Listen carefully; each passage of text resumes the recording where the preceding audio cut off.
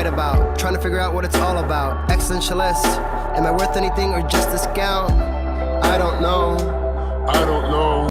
I don't know. Spending time all alone, sending my songs through the phone, dreaming of a better home, while focused on trying to hone this craft, witchcraft. I hope the brujas let this last.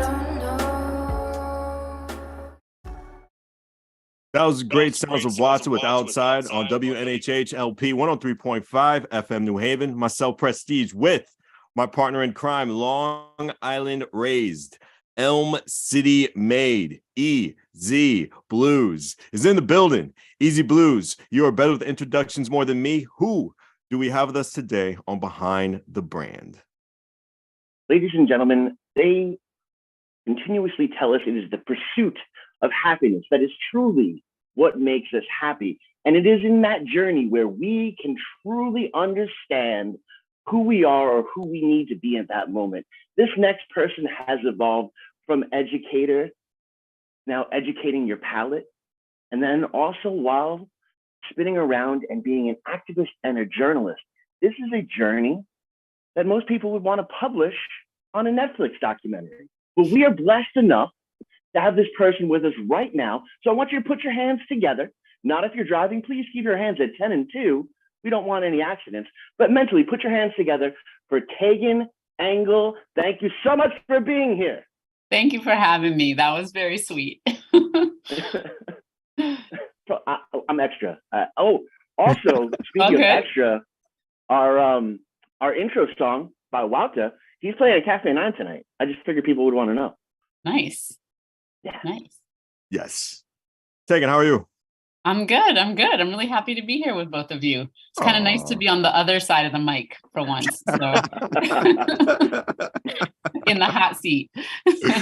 Are you cooking this Thursday or are you taking a back seat? Oh, yeah. Yeah, I am. I host, just kind of immediate family. I have to say that in many recent years, I have not celebrated Thanksgiving on Thanksgiving because, as a day that is based on like the myth of what happened, like it kind of masks the truth about genocide of Indigenous people in this country and perpetuates a myth about like a lot of problematic things around the colonization of this country. I, for many years have not celebrated on the day because even though we are very clear that when we've come together on Thanksgiving that we're not actually talking about that myth. It's a day off. It's a time to like come together in thanks.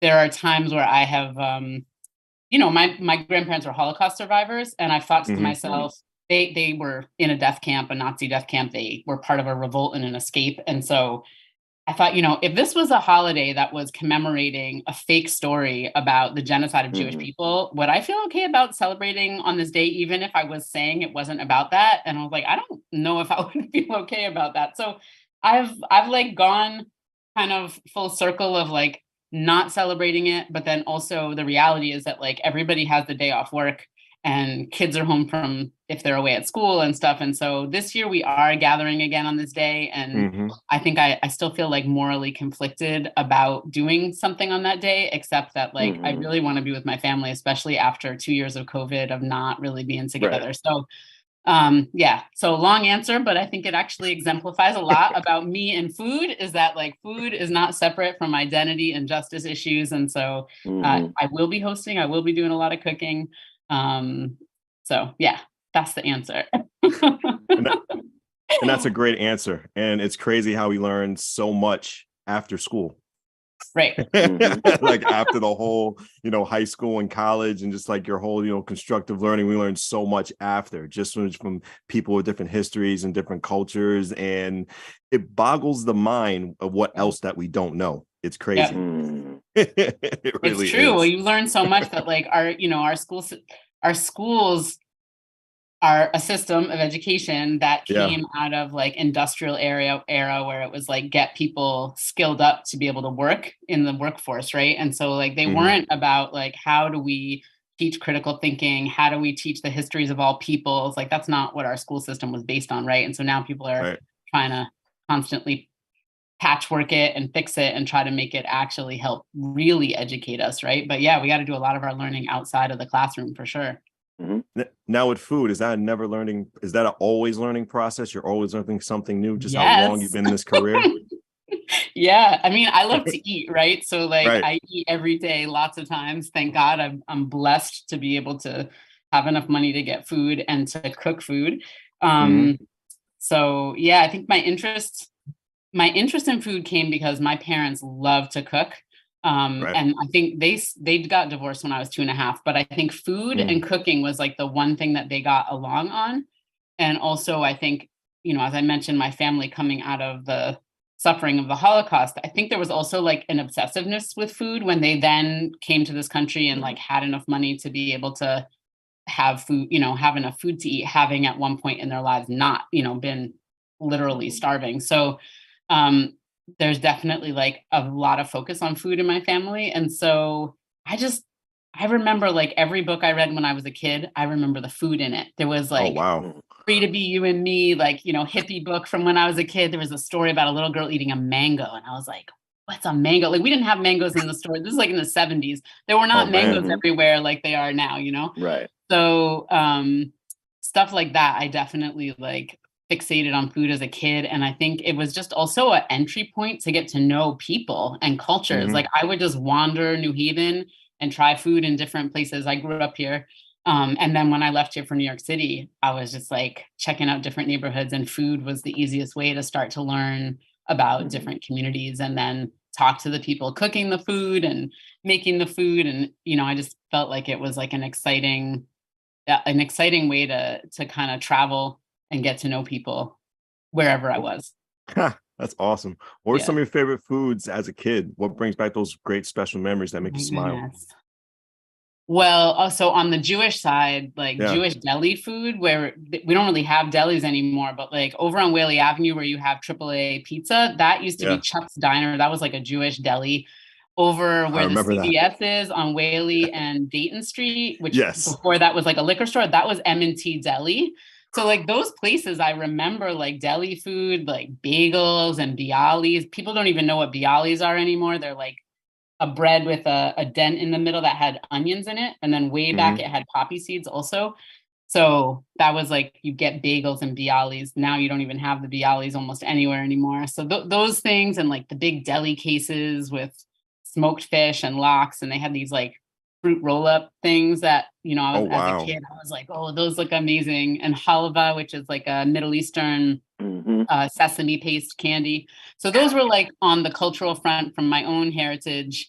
But I don't know, I liked everything. Like I remembered getting my first steam bun, which I think came from Miss Kim, who now has Oriental Pantry over on Orange Street. But she opened the first Asian market in New Haven, which used to be up on Whitney Avenue. Oh, And I remember wow. having my first steam bun with sweet red bean paste in it when I was maybe like, I don't know, 11 or 12 or something. And I, at that point, never heard of like sweet red bean paste. And we were eating these and I was trying to figure out like, what is this sweet, dark paste inside? Because it never would have occurred to me that it was sweet beans, because I hadn't been exposed to that yet. So I have like 1,000 memories like that, like eating my first sugar cane from like the food co-op over on Whaley Avenue, which is now Minori's Meat Market, and so many things like that. So I just loved food. I mean, I think I just loved just about everything. Easy. You getting hungry? Yeah, word. This is amazing. But what I also love is your story is so connected to the city of New Haven itself. You pointed out the spots where you grew up. There is that love and that passion there. And I also love how you're able to use that to break bread with someone and learn about them as you move forward. And has that been like the theme? Is that, kind of where you see what the next evolution entertainment wise with the podcast and different things are? I mean, I think the first entry into food was that I loved food and I started out teaching, as you mentioned, but then because I really am dedicated to social justice work, and that was like the first way in that I found, but then got into cooking because every time I walked by a restaurant, I was like jealous of the people cooking inside. So I was like, okay, maybe I need to follow that. So for about a decade, I worked as a chef in New York, in Boston, and then back in New York, then in New Haven. But then when I got around to saying, like, I really want to get back to doing social justice work, it was about how can I kind of merge food work and social justice work Right. together. And so this piece around food is so vital for life, right? It's literally like how we survive, and it represents so much of our culture. And we live in a world that denies so many different people's culture, or also like based on geography, race, class, your access to food, right? Whether it's because you're living in systemic poverty or because you literally don't have transportation to get to food or whatever the things are. So food, this piece around like working on with food as a way to actually support life and justice in the world, and this piece around breaking bread with people obviously is like fundamental to that. So it's like a way to connect people from different areas, as well as a way to start conversations with people and just like get to know people. If we're going to do community organizing, if we're going to say, what do you care about? What do you want to work on in your community? First talking about food or breaking bread with people and eating food together is like the perfect entry point to that. So yeah, for sure, that is like at the heart of a lot of the work. And that's amazing, because it also opens that opportunity. There's something of a journey that I've been on where I'm trying to understand, a person's point of original hurt, because all of those fears and all of those insecurities, whether it be, familial trauma or, trauma due to horrendous things that have happened, when you can get to that point and you can meet them there, then you can help. That's where the healing can start. Right. So I love that that's, kind of where you're at. So cool. Yeah. Makes me happy. Yeah. I don't think I answered your question about the podcast. So the podcast was because I sort of got burnt out on being a community organizer and raising two children at the same time. Like I got into that work right before, like basically when my first child was about 3. And then as my youngest was born. And so I was, at all the community meetings, I'd be like meeting with people and nursing my daughter. So I did that for about 9 years. And by the end of it, I was like, I need to figure out how to take a break from that organizing work and being out all the time but still do this work in a meaningful way. And so when I left working with City Seed and the Food Policy Council, which was like amazing work, I sort of took a break and I said, I really love talking with people and recording stories. Like I had a food blog, and I love just the part of organizing I love is what you were saying, like being out and connecting with people.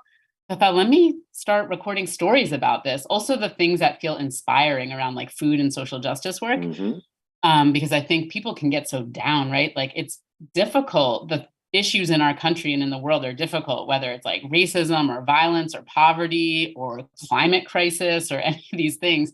And so I feel like somehow I became a perpetual optimist, even growing up in the city and seeing so many of the things I see.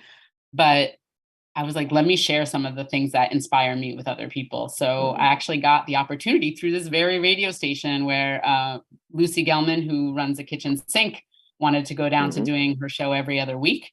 And so I signed on for her alternate slots, and that was the opening of learning how to podcast and learning how to be on the radio, and started recording stories. So it's sort of slowed down over the past year through the pandemic and as some of my other work has come up, but thinking about re-entering it some more and doing more live shows, because I don't really have the time to do the editing, which is hard. So I think I should learn from you all, like just do the straight live show, no editing.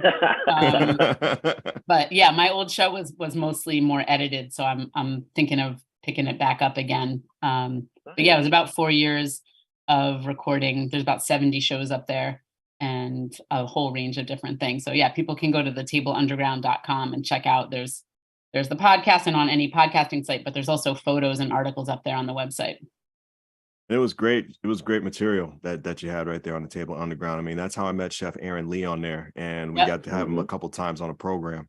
What were some of those favorite stories or some of those favorite moments that you had on the Underground that you just shared with your audience that always spot out to you?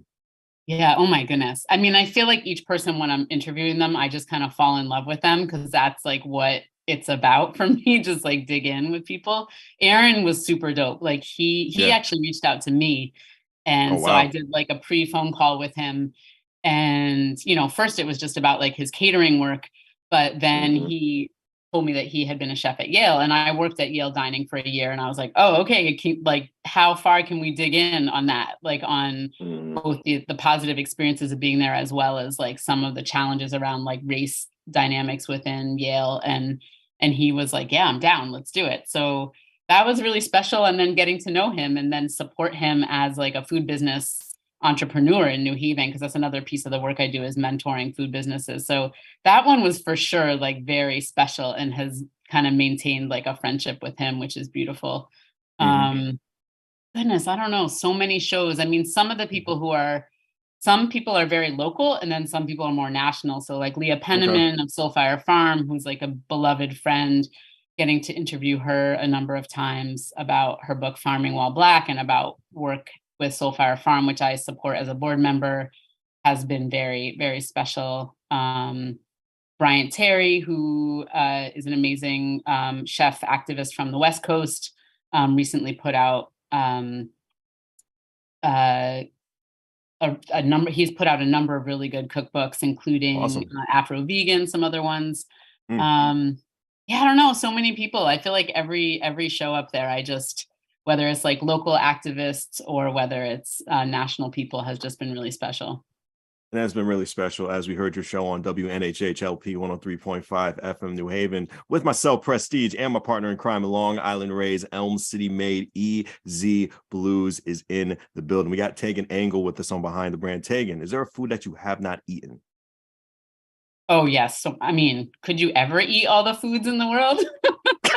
But I will say, so I'm not very adventurous when it comes to like a lot of animal parts. So I definitely err more to, I eat meat, but I don't eat a lot of meat. And I don't feel inspired to eat like blood sausage and head cheese and lots of different like, stomach linings and all tripe and all those kind of things.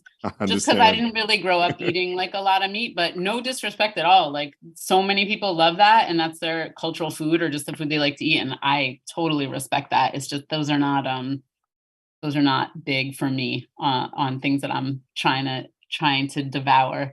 But maybe on the question of like foods that I would like to eat that I haven't eaten. Oh my goodness. I mean, you know what it is? There's such a difference between eating food from other countries or cultures, but eating them in this country versus in that country, or in a restaurant versus in someone's home, because I think it's so different. The taste of something in a restaurant is just not the same, or in another country, like the ingredients are not the same, the way of making it isn't the same. So I feel like there's many foods I love that I would like to actually get to eat like in their native place, so that I could like taste them on that land with the people who that's their heritage. So probably just about everything, whether it would be like going to Thailand, like experiencing that, whether it would be going to the Midwest and like eating, like I've been really paying a lot of attention to like indigenous peoples and foods from this land and thinking about like, how do we look at both like cultural heritage and justice as well as the climate crisis and think about like what food lives on this land around us. So, I would love to like explore. I've been doing that more, like harvesting just berries in my neighborhood, like mulberry trees and June berries and things like all summer. We're just going around picking on the trees, just on the streets of New Haven, things like sumac, those kind of things. So I would like to, and we found like these huge maitake mushrooms in Edgewood Park, which are like, like hen of the woods mushrooms that are crazy expensive and delicious. So things like that, like, I mean, anywhere from travel to Thailand or like South Africa to to just, eating the foods that are right around us in the city. That's amazing. I mean, you just gave a whole variety and a whole platform of just different foods. And it's crazy how you say that they're right here in New Haven. Now, you doing this for so long in your career. Is it really great to see just so much diverse opportunity when it comes to the culinary business? When it comes to so much diverse of opportunity in the culinary business right here in New Haven, is that really fulfilling to see all that? Yeah, I mean, I think, seeing the city as it was like in the 80s and 90s, like I left in 91 to go to college. And I think like the city was really struggling then, and not to say there aren't still a lot of people struggling, because for real Yeah. there are, but like Of the course. city as a whole is not like as abandoned as it was then.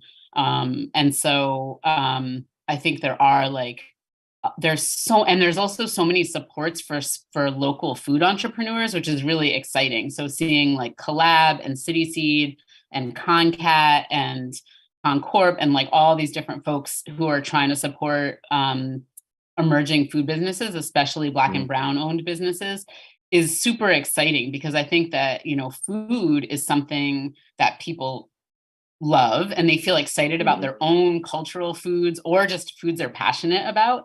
And it's such a way for people to start a business to like make money and sustain themselves. And so I do feel very excited about the number of people who are starting food businesses, whether it's like a food truck, a storefront. You've got like Sanctuary Kitchen supporting refugees. You've got tons of local folks like Alegria Cafe and Aaron Lee doing heartfelt food and cooking. You've got catering businesses, food trucks, storefronts. So those things feel super exciting to me, that there's like more support for people who want to use food both as their creative outlet and as their way to make a living. So that feels very exciting. You mentioned City Seed earlier in this broadcast. To the average listener, what is City Seed and what do they do? Sure. City Seed is a nonprofit that started, I think, 2004. And they started out opening farmers markets, because at the time there really wasn't much of a way to actually buy Connecticut grown food in the city of New Haven, except for if the one of the grocery stores sourced like a few products here or there. So they started with farmers markets, and the farmers markets started out accepting food stamps, which was something that a lot of other farmers markets in the state didn't. So that was like right from jump that they said, if we're going to have a market, we want it to be accessible to everyone in New Haven. And they grew from one farmers market that started in Worcester Square to, at one point, I think there was 5 or 6 different markets around the city. And then also did more things to try to support connecting food from farms in the state, food access basically from fresh local food into the city. And so there's like programs to double the value of food stamps and get fresh food to seniors. Wow. And then in addition to that, they support food businesses. So when I was there, I was like helping people who were trying to start food businesses, cooking education, local food policy initiatives. Like they helped to get the New Haven Food Policy Council started. We helped to start up what is now the City Office of Food System Policy. That started through the Food Policy Council. So we like helped establish that. We have a director, Latha Swami, who's the director of Food System Policy. So we helped to get that office established, get funding for the first 2 years, and now the funding has been taken over by the city. So things like that. They work on policy, and they then we built a kitchen over at City Seed when it was over on Grand Avenue. They just recently left that location, but that was where we did education, and it helped business, because a big thing for food businesses is that it's hard to get commercial kitchen space.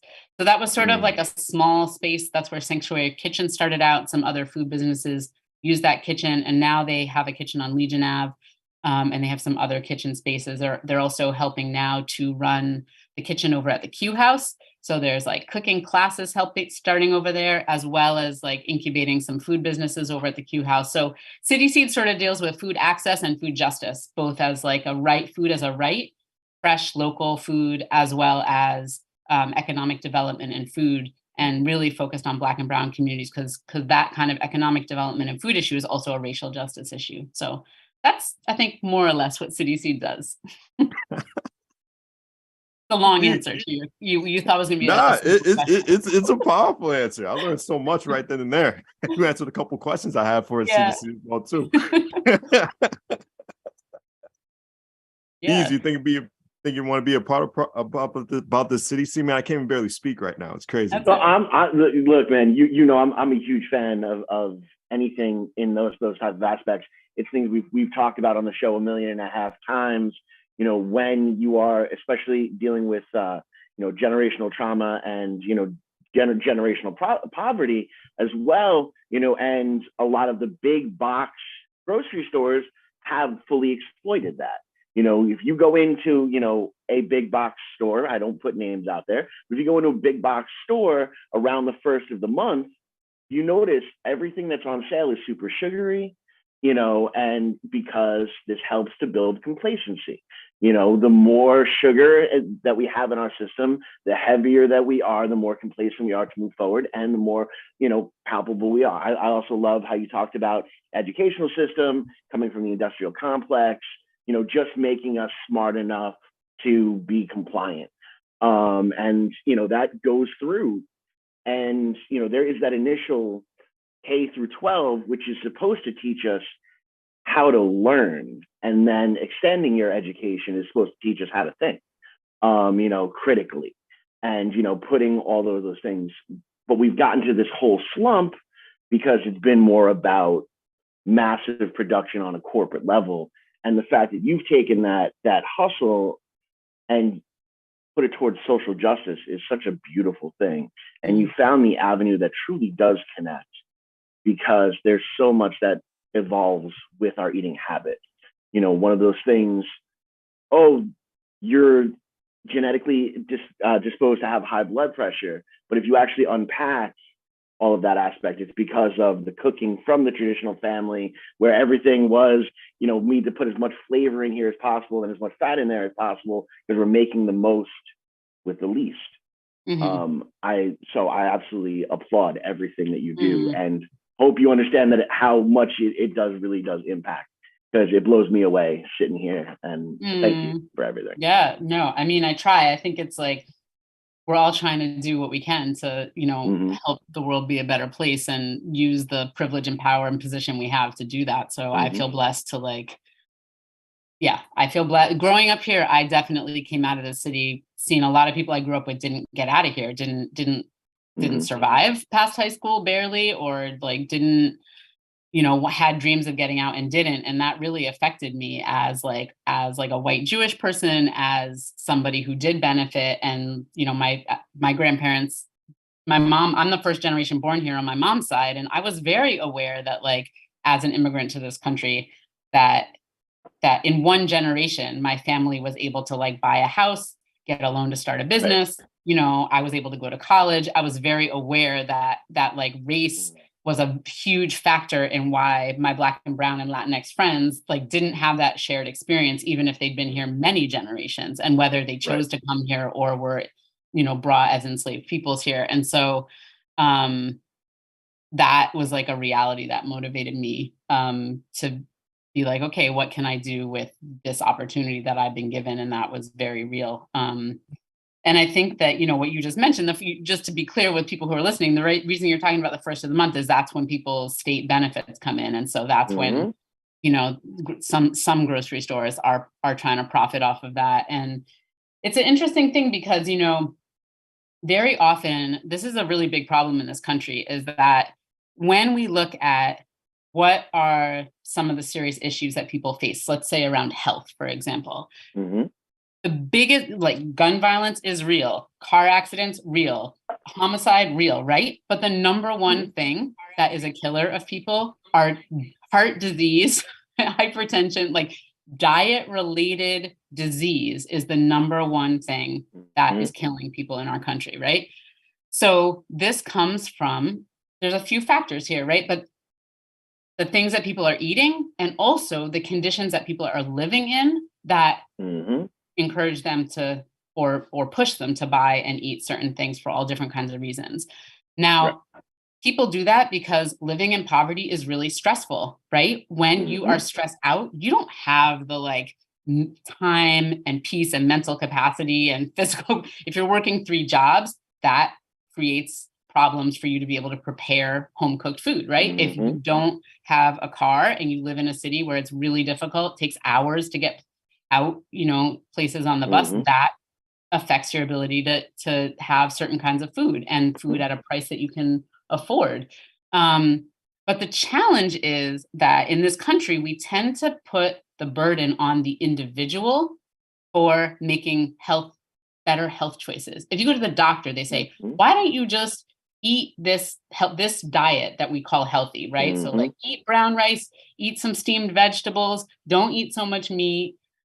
They don't tell people things that are like culturally relevant things. First of all, like, how do you eat your cultural diet, whether you're from China, whether you're African American, whether you're from Latin America, whether you're from the Middle East, you're surrounded by food choices in this country, right? And they don't have people understand how do they eat within their own culture and eat healthy. But they also put the burden on individuals that this is about your individual choice, right? And the problem is that the reason we have these diet-related diseases is not all because of individual choice. It is because we have a global food system that has given unrestricted growth to corporations to grow and process all of this food that's in boxes, that's like super processed food, really unhealthy food.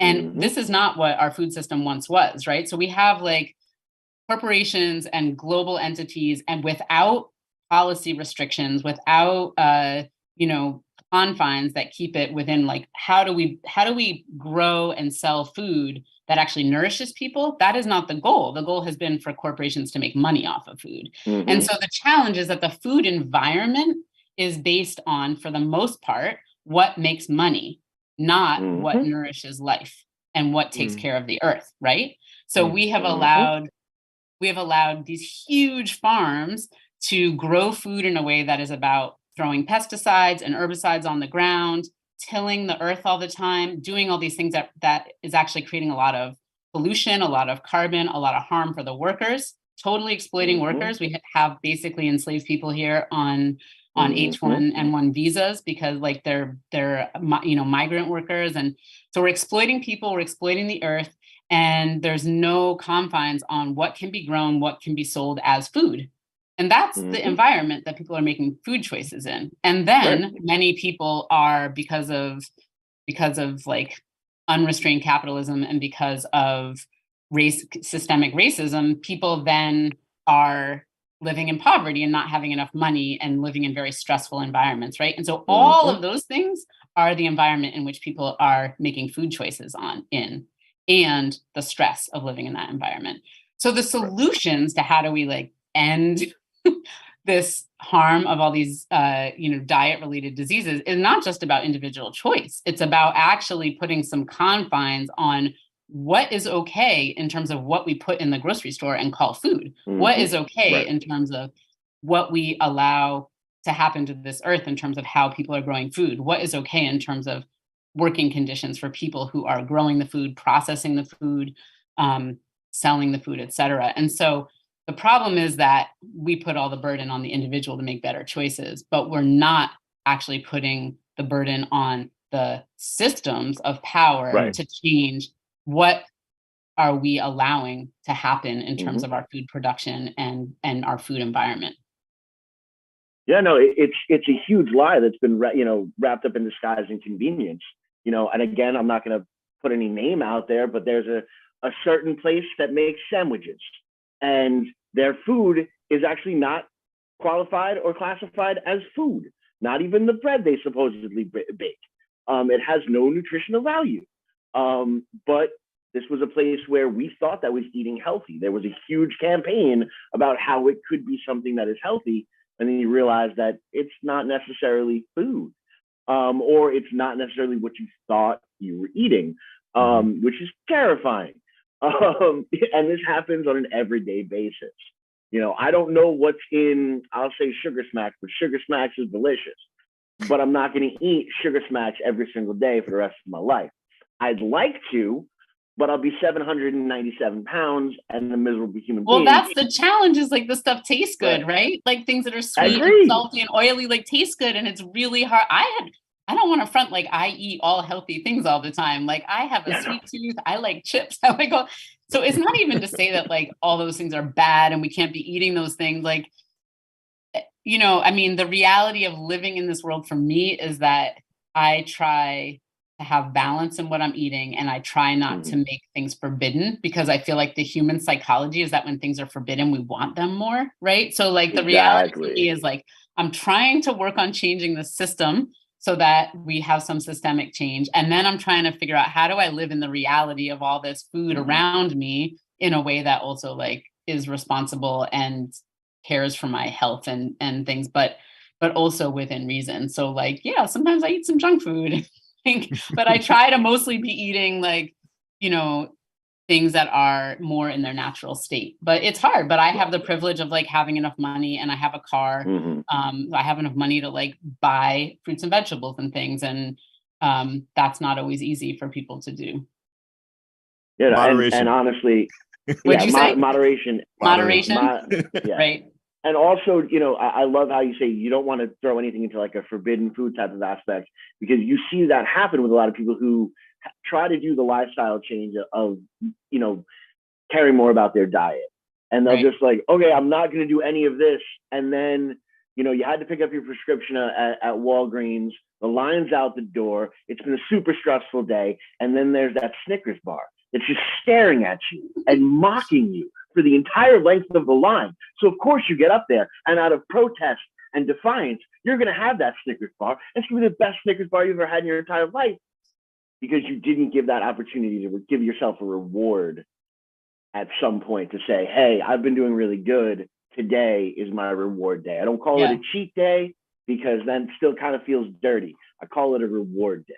And what's crazy though? Like so it's interesting, because as healthy as I am, like I actually have high cholesterol. Like I'm not overweight. I eat really healthy. I have high cholesterol, and I'm getting close to 50 now, and it's in my family. And so I was like, okay, I used to think of things like that, like, oh, this is a reward. Like I'm going to have chocolate, I'm going to have whatever. And I feel like it's shifting a little as I have like some real health things in front of me, where I actually am like, wait, I don't want the thing that is a reward to actually be a thing that's hurting me. And it's not to say that I don't eat chocolate. I just try to like have it be a little bit less, and then find other rewards that feel special. So like I love raspberries, for example, right? Yeah. I might go and buy some junk food thing that costs like $4 and not think twice about it. But then if I'm like, oh, I'm going to buy raspberries that cost $4, this little thing, it's expensive. It's like, I'm trying to shift my thinking. So it's like, oh, okay, I'm actually going to splurge on the thing that's still good for me, but still feels special. And just shift that a little bit, because like, I also don't want to die. So I'm like trying to, but I totally feel you on that, but it's such an interesting thing. I also noticed, like, I feel like my treat was always like a sugar thing. I was like, oh, but it doesn't have to be sweet. Like, what if my treat is like some chips, and then I'm at least not having sugar and, whatever. So I don't know. It's a tricky thing. And we're back to like the individual choice piece of this. But that's the beauty of the conversation, and how in depth it really is. Yes, there needs to be all of these changes, but there also needs to be that personal accountability. And I love that you're there to meet it at every single aspect. Like that, again, I'm gonna applaud you there, because it's tough. Like it's tough. But it's not tough to say this. WNHH LP 103.5 FM New Haven, myself, Prestige, and my partner in crime, Long Island Raised, Elm City made, EZ BlueZ is in the building. Tagan Engel's with us on Behind the Brand. Easy, go right ahead. I'm sorry, sir. Well, it's tough also when, some people are very hard thinking and hard lined about how things are supposed to be and how they're supposed to tick through. So when you bring in this, very heavily researched, and proven facts to the table, saying that diet is so important to this, nutritional value is so important to this, and, treating the land correctly is so important to this, there's still going to be those deniers that are out there. How do you deal with that by still maintaining this incredible optimistic stance that you have? I mean, for the most part, I try to focus on like supporting the things that need support and that are good in the world, and not spend a lot of time like arguing with people who are deniers, because there's enough people who are trying to do good who just need support. And so that tends to be where I put my energy. I will say if you look at just in terms of sort of an undeniable fact, that's easy. You don't have to remember any numbers. It's like when people come to this country, or when their countries are colonized, and they shift from eating what their traditional diet is, wherever in the world they are, when they shift from eating their traditional diet and they shift into eating processed food from like industrial food, predominantly industrial food environment, whether it's this country or another country, they instantly develop the same health conditions of being overweight and having heart disease Mm-hmm. all over the planet. So the reality is there isn't one diet that's right for everybody, right? You can go to any part of the world and look up what are people's traditional diets, and they have balance within those diets. And it has to do with the climate they live in, what food is available, culturally, what the food is. And so encourage, that piece around that just shows you that this kind of processed food environment is just not healthy, period. And then the reality of like, how do we support ways for people to reconnect with some of those traditional ways of eating and growing food and processing food is, and how do we do that in a way that respects, different people's environments and cultures and needs. And so I think that's where I tend to go with that. And sometimes that might, I try to remind myself also, like as a white Jewish person, I don't want to just be like appropriating foods of other cultures, right? So it's important that I also have gone back to look at what are the foods of my people. So like pickles and sauerkraut, and those are fermented foods, right? So fermented foods have all these probiotics in them. They're a way of preserving food without using electricity, right? You don't need refrigeration for that. And cultures all over the world have that. You have kimchi, you have, palm wines, you have like all these different foods from different cultures that are based on different kinds of food preservation. That also really helps our diet, because if you're eating foods that are fermented, you get the probiotics. It's good for your they call gut health. So like the good bacteria and things that are inside our bodies that really help our immune systems and help us be well. So I do look towards those things. And then I also look towards the solutions that are happening, like we were talking about at a systemic level. So people think about, there's this story out there that like we just hit like how many billion people on the earth or something, like we just hit like a milestone of the world population. And there's a story that we don't have enough food to feed the earth. That is not actually true. There is enough food to feed all the people on the earth. It is an issue of needing to redistribute resources and food and power across this planet, so that food, if you think of the abundance and how much food goes into our trash here and how much food doesn't even make it into the grocery store because it doesn't look perfect, right? It is an issue of redistributing resources and food and power, not an issue that we don't have enough food. But that story then pushes people to say, we need these tech solutions. We need genetically modified seeds. We need all these things. But the thing is, we know that when the solutions are about big business and tech, that who's controlling that and who profits from that does not get down to the grassroots of the people who are struggling in poverty, be they Black, brown, or white, or indigenous to any land. That money and power for those solutions tends to stay up with the same people that have that money and power right now. And so it tends to then move away from saying, what if we were to, instead of scaling up, that's like the narrative, right? Like, let's take an idea that's environmentally beneficial and is going to produce a lot of food. So we're going to like grow lots of food in a tight environment. We're going to use a little bit better growing practices. And we're going to scale that up, right? To like these huge farms that do that. That's, to me, is problematic, because that food doesn't usually get to all the people who need it. And the people who profit off of that production doesn't also get to the people who right now are living in poverty. So what if, instead of thinking about scaling up, we think about scaling out? Because if we said, okay, what if we had human scale farms? This isn't about like go back to the medieval times, right? But this is about, in our modern context, what if we supported more small farms in using good practices?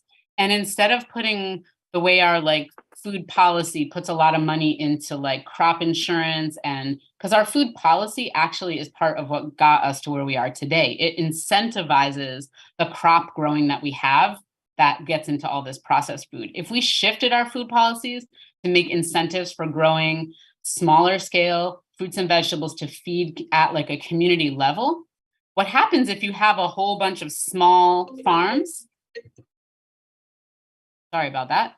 What happens if we have a whole bunch of small farms that are, or mid-sized farms that are growing for the communities around them? You then rebuild communities, because you need the mechanics. You need the people who can help with the animals. You need the people who can truck the food to the market. You start to rebuild that local and regional community, which also is not just about the farms and the food, but also about all the infrastructure and all of the economies and all of the community that exists around that, versus what happened with the global food system, which is that it gets consolidated in a few areas and then so many areas are just totally impoverished. And it becomes about food aid as the solution. And so I think we need to really think about how do we focus on rebuilding systems that are about redistributing resources and power to do this, not just about kind of maintaining this consolidation mindset that we have right now. Now, just how can the average human start to take those steps for their own accountability? Because I'm a big fan of personal accountability. So how can I do certain change ups? Because yes, we need to change it on the grand scale. Yep. But honestly, it does start with that single step forward. So how does the average person or average listener, person in the car right now who's loving all this knowledge, how do they change tomorrow? Yes. So I think that this is so good. And I totally focus on action in the things I'm doing. So I very much appreciate this question.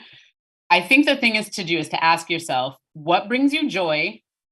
What feels possible for you to do, and do that. So if it's about cooking and you have time and you have a little bit of resources to support cooking, it could be about purchasing choices. It could be about what foods are you cooking, right? So you maybe purchase a little more local, or even if you're not purchasing local, that you're like cooking food that is more home cooked food. And there's lots of resources on the internet for that.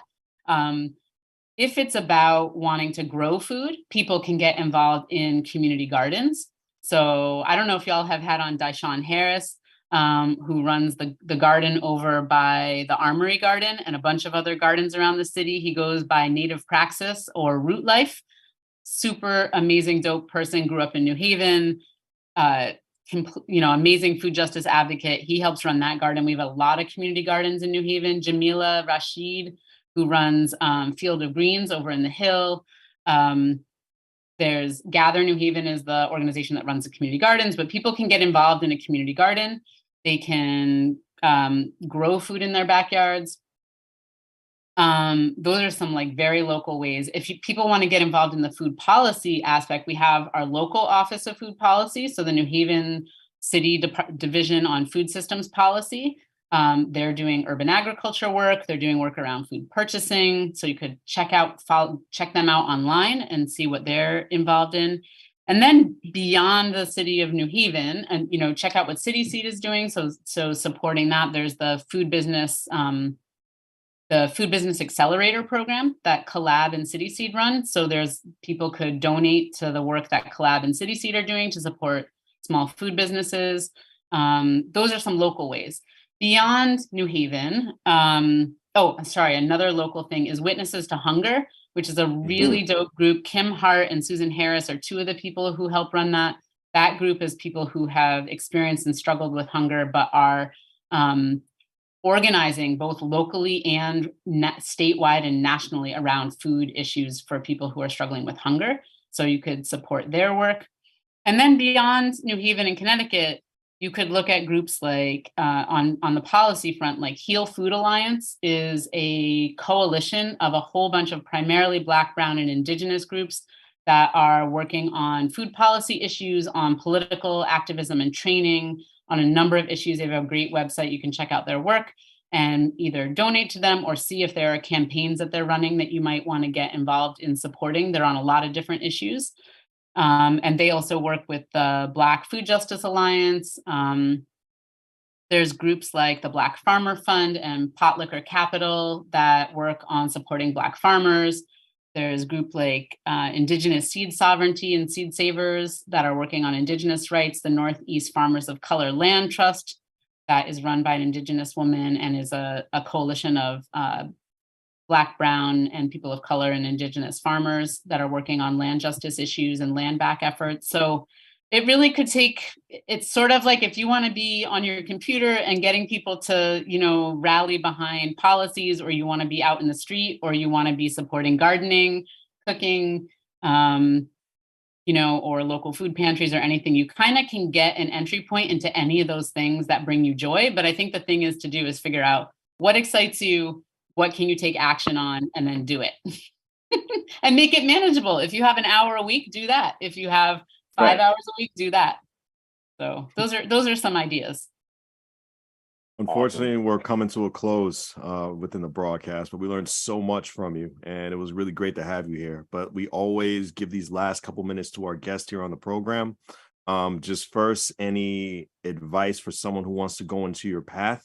And lastly, any social media to, that contact you, and anything you got coming up planned in the foreseeable future. Go right ahead.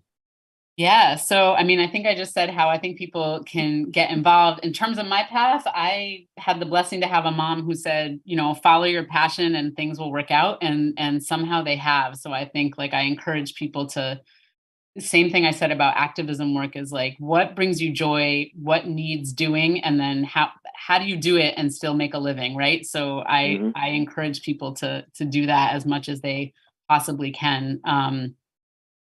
And reach out to folks for help.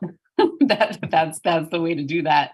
In terms of social media, people can check out the Table Underground podcast on any podcasting site. And I encourage people to go to the website, thetableunderground.com, because then you can see photos and articles and put some images to the words that you're hearing. You can follow me on Instagram, Facebook, etc. And you can also follow my Tagan Engel account if you like. And in terms of what I got coming up, I've been doing a lot of consulting work on these issues. I am a resident fellow over at the Yale Center for Business and the Environment. So I'm working on supporting folks in that ecosystem, as well as getting more support for New Haven folks in that partnership between Yale and New Haven. Encourage folks to reach out. And I thank you for the blessed this moment to actually get to share some of my story and talk. It was really beautiful. Thank you both. You're very welcome. And we definitely appreciate you, if I could barely speak, having you on here on Behind the Brand. Thank you, Tagan, once again. Myself, Prestige, and Long Island Raised, Elm City made EZ Blues. This has been Behind the Brand. Thank you. Thank you very much.